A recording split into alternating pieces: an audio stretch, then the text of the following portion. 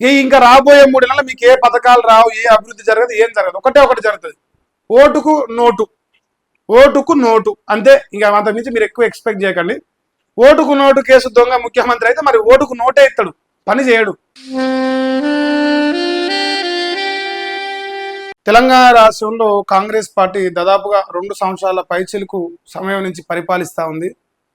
ఇప్పటి వరకు ఏ ఒక్క పథకం కూడా పూర్తి స్థాయిలో ఇక్కడ ఈ కాగితం ఉన్నది కదా, సో ఈ గ్యారంటీ కార్డు ఏదైతుందో దీంట్లో ఏ ఒక్క పథకం కూడా పూర్తి స్థాయిలో ఇవ్వలే. అంటే 6 గ్యారంటీలు కానీ 420 హామీలు కానీ ఇందులో ఏ ఒక్కరు కూడా పూర్తి స్థాయిలో ఇవ్వని కాంగ్రెస్ సర్కారు ఇలా మీ అందరికీ ఒక డబుల్ కమ్ మీటా లెక్క మరో లడ్డు కావాలా నాన్న. మీ సర్పంచ్ ఎన్నికలకు గెలిపించరు, మున్సిపాలిటీ ఎన్నికలకు గెలిపించరు, ఎంపీ ఎన్నికలకు గెలిపించరు, ఓన్లీ ఎమ్మెల్యే ఎలక్షన్లు మాత్రం వీళ్ళు హామీ ఇచ్చారు. మిగతా ఏడి పోయినా ఏది పడితే అది మాట్లాడారు. ఇప్పుడు రేవంత్ రెడ్డి తెలిసేసిండు ఇక మీకు ఏ పథకాలు లేవట, మీకు పథకాలు లేవట, పైసలు లేవట, మీరు ఆశ పడొద్దట. సో దయచేసి తెలంగాణ రాష్ట్ర ప్రజలందరూ మా అన్న బాధ అర్థం చేసుకొని మీరెవరు కూడా ఏ పథకం గురించి కూడా అడగొద్దు.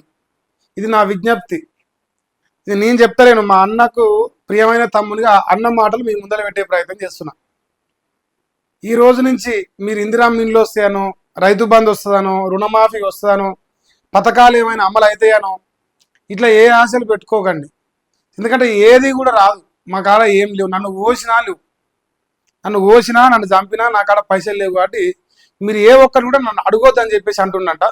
సో ఇలా అదే వార్తను బ్యానర్ ఐటమ్గా తీసుకుని చూడాలి. ఇక సో పథకాలు లేదంటే సాయం, రైతు భరోసానా ఇంకోటి. సో ఇటువంటి ఏదైనా సరే ఆశ పెట్టుకోవద్దు. ఇక ఇది టైటిల్. మరి ఎవరు చెప్తురు ఏంది అనేది ఏ పేపర్లల్లా ఎవరెవరు ఎట్లెట్లా రాసిరు, ఒకటే వార్త ఒక్కొక్కరు ఒక్కొక్క రకంగా రాసిరు. సో ఫస్ట్ నమస్తే తెలంగాణ రాసిన విధానం చూడండి. ఏరు దాటాకట ఎగవేత మాటలు మాట్లాడుతున్నంట రేవంత్ రెడ్డి. ఎందుకంటే ముఖ్యమంత్రి కుర్చీ ఎక్కేసింది, అయిపోయింది, ఇక జనంతో పని అయిపోయింది. సో అందుకే ఏరు దాటినాక ఎగవేత మాటలు మాట్లాడుతున్నంట. ఇక మా ప్రభుత్వం నుంచి సంక్షేమం ఆశించకండి, ఈ సంక్షేమ పథకాలు అవుతున్నాయో ఇది మా ప్రభుత్వం నుంచి ఆశించొద్దు అని చెప్పేసి మా రేవంత్ అన్న చెప్తుంది. మరి ఎందుకు ఆశించొద్దు అనేది కూడా ఇలా మనం మాట్లాడదాం. ఇక ప్రభుత్వ పథకాలు కానీ లేదంటే సాయం పైన కానీ ఆశ పెట్టుకోవద్దట. భూముల కోసం దళిత గిరిజనులు ఎదురు చూస్తున్నారట. సరే ఎదురు చూడొద్దట. భూముల కోసం దళితులకు 3 ఎకరాలు ఇస్తాను ఒక ఆయన చెప్పి ఆయన వీకెండ్ కదా, ఇప్పుడు ఒక ఆయన దళితులకు 2 ఎకరాలు ఇస్తాను బీసీ అంటాడు. సో ఇప్పుడు ఈయనేం చెప్తున్నంటే దళితులు కానీ గిరిజనులు కానీ ఎవరైనా సరే మీకు పోడు భూములు ఇస్తారని, ఇంకో భూములు ఇస్తారని, ప్రభుత్వం దగ్గర భూమి బ్రహ్మాండంగా ఉందని చెప్పేసి మీరు అనుకోవద్దు. ఎందుకంటే మాకు భూములు అమ్మేతందుకే దొరుకుతలేదు. మీ తెలంగాణ రాష్ట్ర సంపదలను అమ్ముకొని తినేందుకే మా కాడ భూమి లేదు కాబట్టి మేము భూములు ఇయ్యము, మీరు ఆశ పెట్టుకోవద్దు. మరి ఏమైనా ఆశ పెట్టుకోవాలి? పథకాల మీద ఆశ పెట్టుకోవద్దంటివి, పనుల మీద ఆశ పెట్టుకోవద్దంటివి, ఏమైనా సాయం చేస్తా ఉంటే దాని మీద కూడా ఆశ పెట్టుకోవద్దంటివి, ఆ గిరిజనులకు ఏమైనా భూములు ఇస్తా అంటే అది కూడా ఆశ పెట్టుకోవద్దండి, ఏది ఆశ పెట్టుకోవద్దంటాడు. మరి మీకు ఇచ్చేందుకు ప్రభుత్వం దగ్గర ఎలాంటి భూములు లేవట, కానీ అమ్ముకునేటందుకు మాత్రం ఉన్నాయి. దయచేసి ప్రజలకు ఇచ్చేటందుకు లేవు, పేదోళ్ళకి ఇచ్చేటందుకు భూములు లేవు, కానీ కబ్జాలు చేసేటందుకు లేదంటే 100 కోట్ల విలువ చేసే భూములు అమ్మేటందుకు మాత్రం భూములు ఉన్నాయి. మరి ఆ అమ్మిన భూములకి వెళ్ళి ఏమైనా పథకాలు ఏమైనా ఇస్తారంటే దాని మీద కూడా ఆశ పెట్టుకోవద్దు. మేము భూములు అమ్ముతాం, భూములు పేదోళ్ళకి ఇయ్యం, 100 కోట్లు సంపాదిస్తాం, 1000 కోట్లు తెచ్చుకుంటాం భూములు అమ్ముకొని, కానీ మళ్ళీ పథకాలు ఇయ్యం, ఎట్లాంటి సాయం ప్రజలకు చేయం. మరి ఎటు పోతే తెలియదు. సో సేవాలాల్ జయంతి వేడుకల్లో తేల్చి చెప్పిన రేవంత్ ఆయన పగిడిన ఏమంటారో అది పెట్టుకున్నాడు. పురపోరు పూర్తవగానే చేతులు ఎత్తేసేలా ఈ వాక్యాలు ఉన్నాయట. ఇక రేపో మాపో మరి ఎంపీటీసీ జెడ్పీసీ ఎన్నికలు కూడా ఉన్నాయి. అలా కూడా మీరు కాంగ్రెస్ పార్టీకి దయచేసి మా అన్న కోసం ఓటేయాలని కోరుకుంటున్నాను నేను. కానీ ఇక్కడ బాధాకరం వచ్చిందంటే సేవాలాల్ జయంతి వేడుకలో పోయి ఆ గిరిజన బిడ్డలకు బాంబు వేసింది మీకు జన్మల భూములు ఇయ్యనని. అదొకటైతే ఇక భూములు అమ్ముకుంటాం కానీ పథకాలకు మాత్రం పైసలు లేవు. 120 కోట్లు వేయింది, 150 కోట్లు వేయింది ఎకరం, 170 కోట్లు వేయింది ఎకరం అని రాసుకుంటాం. కానీ పేదోళ్ళకి మాత్రం అల్లకెళ్ళి వాటా ఇయ్యం, పథకాలు ఇయ్యం, పనులు చేయం. మరి 3,00,000 కోట్ల చిల్లర బడ్జెట్ వస్తుంది రాష్ట్ర ప్రభుత్వానికి. 2 సంవత్సరాలు బడ్జెట్ ప్రవేశపెట్టారు, రేపో మాపో 3వ సంవత్సరం కూడా పెట్టబోతున్నారు అనుకుంటా. మరి ఏ పైసలు అంటే కాకి ఎత్తుకపోయింది, కాకి ఎత్తుకపోయింది. ఆ కాకి ఢిల్లీలో మాత్రమే పండుకుంటుంది. ఢిల్లీలో ఉన్న కాకి ఇన్ని డబ్బులు తిని ఏం చేస్తానో తెలియదు. అంటే దేశంలో ప్రధానమంత్రి వాళ్ళని ఆశపడుతుండొచ్చు. తెలంగాణ రాష్ట్ర సంపద మొత్తం ఢిల్లీకి దోసుకపోతే భూములు అమ్మిన, ట్యాక్సులు కట్టిన, 100,000 కోట్లు ఆదాయం వచ్చిన, తాగుబోతులను తయారు చేసిన, రిజిస్ట్రేషన్ వాల్యూలు పెంచిన, ఏం చేసినా, ఎంత ఆదాయం వచ్చినా మమ్మల్ని ఓసుక తిన్నా మా కడప పైసలు. రైతు బంధు అడగొద్దు, రుణమాఫీ అడగొద్దు, ఏ పెన్షన్లు కానీ, నిరుద్యోగ ఉద్యోగాలు కానీ, జీతాలు కానీ ఏది అడగొద్దు, మా కాడ పైసలు లేవు. సో ఈ రకమైన వ్యవహార శైలి రేవంత్ రెడ్డి చూపిస్తా ఉండు. ఇప్పుడు ఏంటంటే జనాలు సన్నాసు లెక్క తయారయ్యారు. నీ 2,000 వేయింది, 500 ఇస్తే ఓటేసారు, 2,000 ఇస్తే ఓటేసారు, 10,000 ఇస్తే ఓటేసారు. ఇంకా మనం ఎందుకు అభివృద్ధి చేయాలి? మనకు అభివృద్ధి అవసరం ఏంది? పైసలకు జనం ఓటేస్తారు, పైసలు ఇస్తే ఓటు పడుతుంది. పైసలు ఇస్తే జనాలు ఈ పథకాలు అడుగుతలేరు. అట్లాంటప్పుడు పైసలు ఇస్తే అయిపోయి పని ఎందుకు అని చెప్పేసి ఫిక్స్ అయ్యాడు. పైసా ఫేక్ తమాషా దేక్ అన్నట్టు నేను ఎన్నికల్లో పైసలు వంచి తప్ప ఎట్లాంటి అభివృద్ధి చేయను. ఎందుకంటే మీకు ఓట్ల నాడు పైసలు కావాలి, పనులు అక్కర్లేదు మీకు. సో మీరు అట్లే ఉంటారు, నేను ఇట్లే ఉంటా అని చెప్పేసి రేవంత్ రెడ్డి తన సొంత మాటల్లో చెప్పేస్తున్నాడు. ఇప్పుడు ఈ వార్త ఇంకొక పేపర్లో చూపిస్తా. ఇంకా తర్వాత మా ముత్తైదలు ఉన్నారు, ఒక 5 ముత్తైదలు ఉంటారు ఈ రాష్ట్రంలో. సో ఆ ముత్తైదలు ఒక్కొక్క ఆమె ఎట్టట రాసిన నేను తర్వాత ఎక్స్ప్లెయిన్ చేస్తా. ఇక్కడ ఇంకొక స్టేట్మెంట్ ఉన్నది.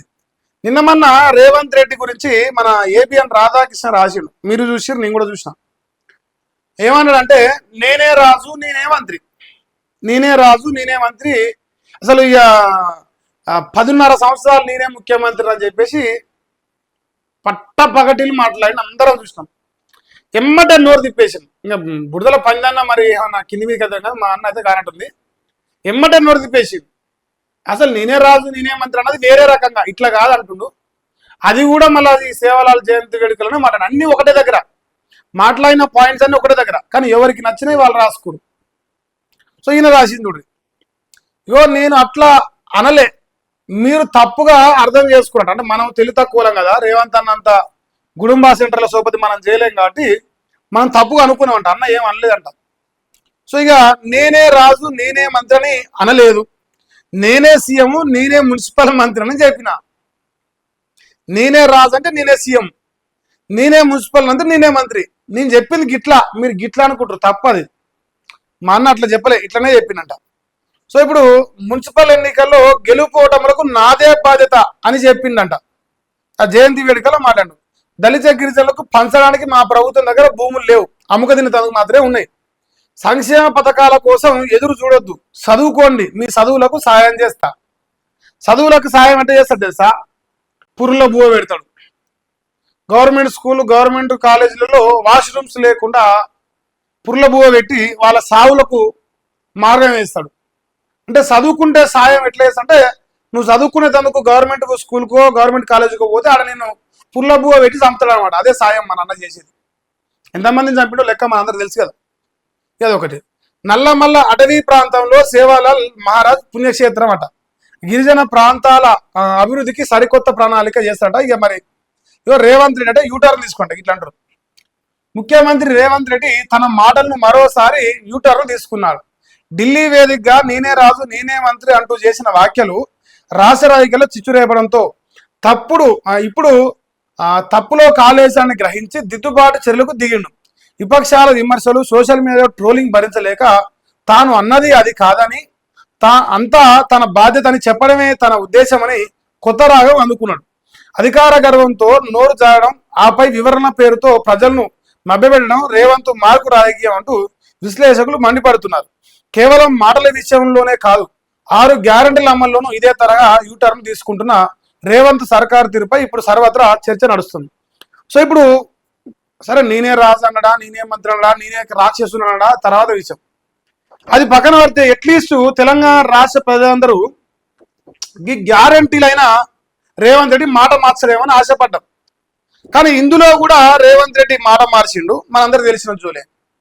ఇగో జూబ్లీస్ పెద్దమ్మ మీద ఒట్టు, ఇమ్లాల రాజన్న మీద ఒట్టు, సమ్మక్క సారక్క మీద ఒట్టు, యాదగిరి లక్ష్మీ నరసింహస్వామి మీద ఒట్టు, ఏ దేవుని కాడికి పోతే ఆ దేవుని మీద ఒట్టేసింది పార్లమెంట్ ఎన్నికల్లో. 15 ఆగస్టు నాడు మీ అన్న రేవంత్ రెడ్డి ఇటు సూర్యుడు అటు మొలిసినా, అటు చంద్రుడు ఇటు మొలిసినా 2 లక్షల రుణమాఫీ చేస్తాడని చెప్పింది. దుక్కికి వచ్చింది అది కూడా. రైతు బంధువులు 10,000 ఇస్తారు, నేను 15,000 మీకు ఇస్తా, నేను మూతవారిని అని చెప్ప తిరిగింది. అది కూడా డుక్కికి వచ్చింది. సో ఇట్లా ఈ రాష్ట్ర ప్రజలందరినీ మోసం చేస్తూ గత 2.5 సంవత్సరాలుగా మాటలు ప్రతిసారి మాట్లాడడం, మళ్ళీ దాన్ని యూటర్న్ తీసుకొని అట్లా కాదు ఇట్లని ప్రజల్ని మభ్యపెట్టడం అనేది రేవంత్ రెడ్డి ఒక అవలక్షణంగా కనిపిస్తున్నది. మరి అది కూడా ముందలు పెడుతుంది. సో ఇక్కడ ఫైనల్గా నిన్న సేవాలాల్ జయంతి ఉత్సవాల్లో జరిగింది ఏంటంటే, ఈ రాష్ట్ర ప్రజలకు రేవంత్ రెడ్డి అభివృద్ధి చేయడు, ఇంతలావు గాలి గుడ్లు ఇస్తాడు, పథకాలు ఇయ్యడు, లేదంటే సాయం చేయడు, లేదంటే గిరిజనులకు భూములు ఇయ్యడు, ఇంకోటి చేయడు. వీళ్ళకి ఏం చేస్తాడంటే, నువ్వు ప్రశ్నిస్తే 10,000 రూపాయలు ఓటుకి ఇస్తాడు, నువ్వు ప్రశ్నించకుంటే 2,000 రూపాయలు ఓటుకి ఇస్తాడు, నువ్వు మూసుకొని పండుకొని ఓటేస్తే 500 రూపాయలు ఓటుకి ఇస్తాడు. ఓటి పార్లమెంటు, ఓటి అసెంబ్లీ, ఓటి మున్సిపల్ ఎన్నికలు. ఇట్లా తప్ప తెలంగాణ రాష్ట్రంలో ప్రజలు బాధపడుతుర్రు. మరి వాళ్ళందరినీ మెప్పిస్తానికి నేను ముఖ్యమంత్రిని అయినా, మరి వాళ్ళందరూ కోరినట్టుగా వాళ్ళకి ఇచ్చిన హామీలను నెరవేరుస్తా జాంతానే. ఒకవేళ మీరు ఇంకా గట్టిగా ప్రశ్నిస్తే రేపు ఎంపీటీసీ జడ్పీటీసీ ఎన్నికల్లో ఓటుకి 20,000 ఇస్తాం. ప్రజలకు పైసలు, అభివృద్ధికి పైసలు రావు, పథకాలకు పైసలు రావు, గిరిజనులకు భూములు ఇస్తానికి పైసలు రావు, దేనికి పైసలు రావు. కానీ ఓట్లకు మాత్రం వద్దంటే పైసలు వస్తాయి. ఎట్లా వస్తాయో తెలియదు. ఓట్లు వస్తున్నాయంటే పైసలు మాత్రం కనకవర్షం కురుస్తుంది. ఈ రాష్ట్రంలో 5,000 కోట్లు ఖర్చు పెట్టింది మన. ఇలా కొంత అండి, ఇలా మున్సిపల్ చైర్మన్లు, మేయర్లు కూర్చున్నాయి ఈరోజు. సో వాళ్ళందరినీ ఒక్కొక్కరిని 100,000 కోట్లు పెట్టి కొన్నారు.